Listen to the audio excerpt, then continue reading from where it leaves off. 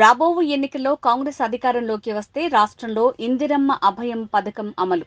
ఈ పథకం కింద ప్రతి నిరుపేద కుటుంబానికి నెలకు 5,000 ఆర్థిక సాయం, సంవత్సరానికి 60,000, 5 సంవత్సరాలకు 3 లక్షల రూపాయలు. జగన్ ప్రభుత్వం అమలు చేస్తున్న అన్ని పథకాల డబ్బు కలిపినా ఇందిరమ్మ అభయంకు సాటిరావు. తెలుగుదేశం సూపర్ 6 ఇందిరమ్మ అభయం ముందు బలాదూర్. ఈ పథకం అమలు కావాలంటే కాంగ్రెస్ అధికారంలోకి రావాలి. అందుకు హస్తం గుర్తుకు ఓటు వేయాలని మహిళలకు, పేదలకు విజ్ఞప్తి అని తులసిరెడ్డి అన్నారు.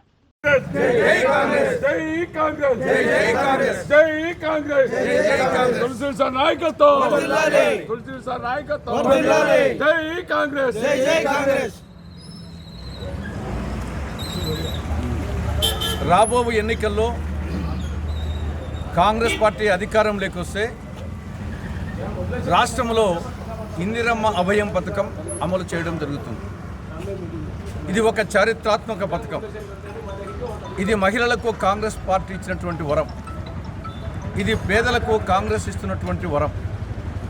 ఈ పథకం కింద ప్రతి నిరుపేద కుటుంబానికి ప్రతి నెల 5,000 రూపాయలు ఆర్థిక సహాయం చేయడం జరుగుతుంది.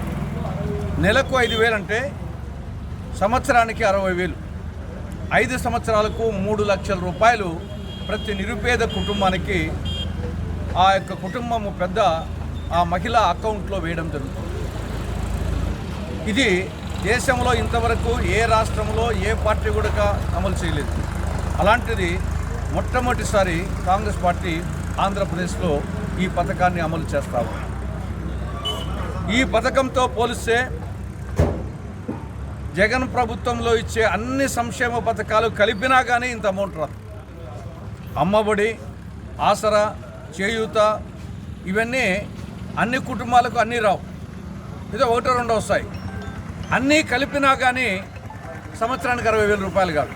అలాంటిది ఒక్క పథకం ద్వారానే సంవత్సరానికి 60,000 రూపాయలు ఆర్థిక సహాయం కాంగ్రెస్ పార్టీ అందిస్తుంది.